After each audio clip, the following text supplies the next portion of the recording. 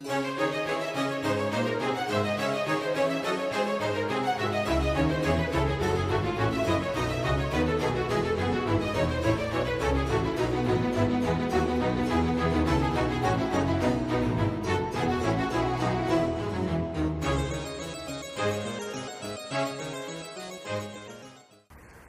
Père Ceslas-Marie, bonjour. Bonjour Xavier. Alors, quelles sont les personnes qui vont justement en enfer ? Le catéchisme de l'Église catholique, en son numéro 1035, répond à cette question. Toute personne qui meurt en état de péché mortel descend immédiatement en enfer pour y subir le supplice éternel. Autrement dit, ce sont les personnes mortes en état de péché mortel qui vont en enfer. Alors, pouvez-vous nous expliquer ce qu'on appelle un péché mortel ? Le péché mortel consiste en fait à se détourner de Dieu en faisant d'une créature son Dieu. Et il y a 3 conditions essentielles pour qu'un péché soit mortel. Il faut tout d'abord qu'il y ait une matière grave, c'est-à-dire un acte gravement contraire à l'amour de Dieu et à sa loi. Par exemple, les évêques américains ont récemment rappelé que consulter de la pornographie sur Internet constituait une matière grave. Autre exemple assez évident, l'avortement, qui est évidemment un crime très grave puisqu'on supprime la vie d'un innocent.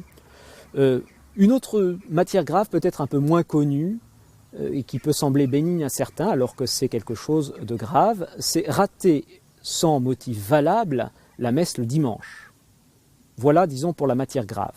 Ensuite, deuxième condition, il faut qu'il y ait connaissance de la gravité de la chose. Supposons qu'une personne, en toute bonne foi, après avoir fait un examen diligent de l'acte qu'elle allait poser, savoir s'il était bon ou mauvais, supposons qu'une personne, donc après avoir pris tous les moyens pour connaître la bonté de son acte, ou la malice, pose cet acte en ignorant que cet acte est gravement désordonné. Eh bien, cet acte ne pourrait être un péché mortel, car pour qu'il y ait péché mortel, il faut savoir que ce que l'on fait est grave et nous sépare de Dieu. Troisième condition, il faut avoir plein consentement, totale volonté de l'acte. Supposons qu'un jour, vous perdiez le contrôle de votre véhicule alors que vous n'avez commis aucune imprudence, un élément fortuit, absolument imprévisible, vous fait écraser une personne qui passait par là. Vous venez de tuer quelqu'un. Ce qui est grave, bien sûr. Vous saviez que c'était grave, oui, mais il manque une condition pour que cela soit un péché mortel. Vous n'avez en aucun cas voulu tuer cette personne. Donc 3 conditions, matière grave, pleine connaissance et pleine volonté. Nous ne devons pas présumer de la damnation d'une personne. Ce n'est pas parce qu'une personne vivait dans le péché qu'elle est nécessairement damnée. Mis à part des cas de révélation particulière de Dieu sur le sort éternel de certaines personnes, oui, Judas est en enfer, parce que le Seigneur nous l'a dit, ou quelques cas que nous rencontrons dans la vie des saints, par exemple dans la vie de saint François Girolimo, nous savons qu'alors qu'il allait prêcher sur une place à Naples, une femme de mauvaise vie nommée Catherine a fait un tapage pour empêcher cette prédication qui a été effectivement obligée de s'interrompre. Et dans la nuit, subitement, cette femme est morte. Le lendemain, saint François de Girolimo demande à voir le cadavre de cette femme. Il arrive devant ce cadavre accompagné de plusieurs témoins et sous l'inspiration de Dieu, il demande à cette femme « Dites-nous où vous êtes ». Les yeux du cadavre s'ouvrent et d'une voix sépulcrale qui fait trembler tout l'auditoire « Je suis en enfer », répond Catherine. Voilà. Donc, mis à part des cas bien particuliers de révélation publique ou privée faisant savoir la damnation d'une personne, nous ne devons pas présumer du sort éternel des personnes selon leur vie de péché éventuellement. Et a contrario, le Seigneur nous fait parfois savoir que des personnes pour lesquelles nous n'aurions pas donné cher de leur salut ont en fait été sauvées. Nous avons le cas célèbre du père Lieberman, un juif converti qui, une fois ayant connu le Christ, a bien sûr voulu faire partager son grand bonheur à toute sa famille et notamment à sa mère. Il est devenu religieux et il priait tous les jours pour la conversion de sa mère. Or, un jour, il apprend que sa mère est morte subitement. Il est désespéré car il est persuadé qu'elle est en enfer. Il va se jeter au pied du tabernacle et adresser presque des reproches au Seigneur en lui disant « Mais j'ai prié tous les jours pour sa conversion, j'ai fait des sacrifices, comment avez-vous pu permettre qu'elle se perde ?» Et là, il entend une voix du tabernacle qui lui dit « Mais qu'en sais-tu ?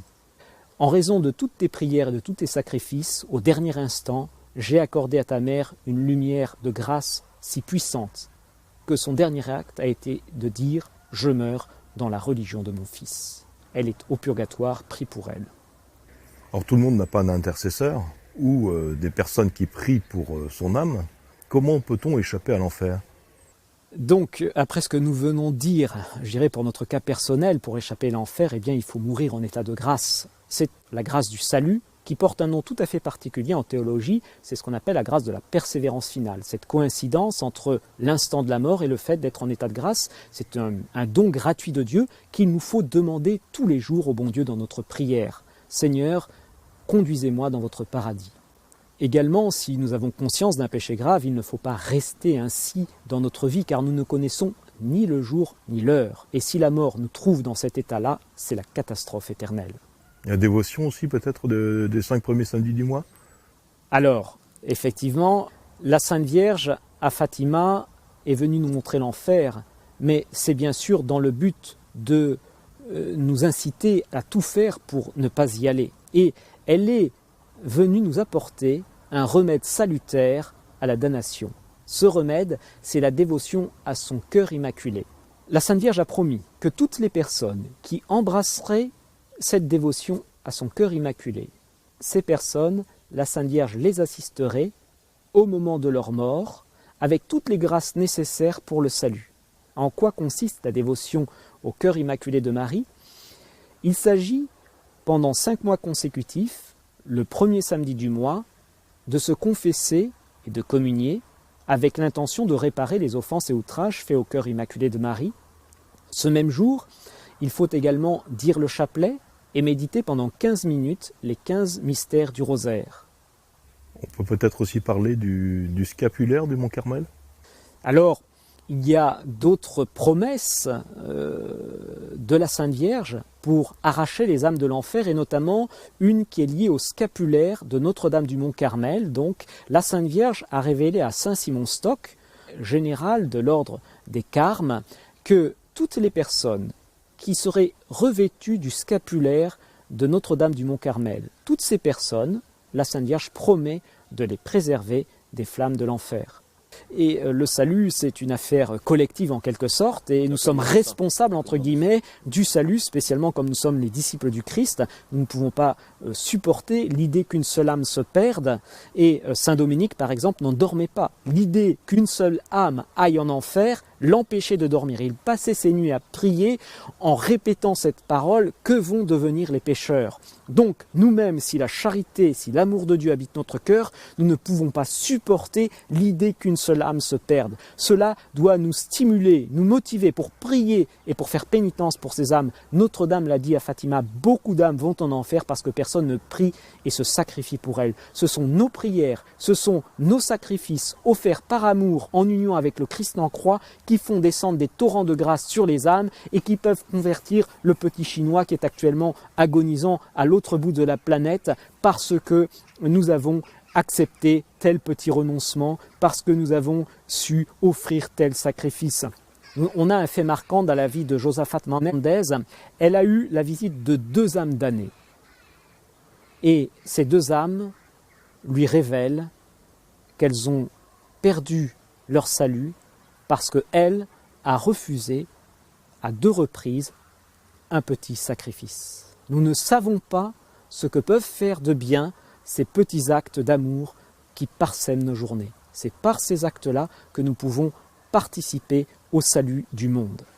En fait, on peut tout à fait le remettre dans le contexte de l'année de la miséricorde, puisqu'en fait, c'est ce que nous appelons une œuvre de miséricorde spirituelle. Absolument. Parmi les œuvres de miséricorde spirituelle, il y en a une qui s'appelle la prière pour les vivants et pour les morts.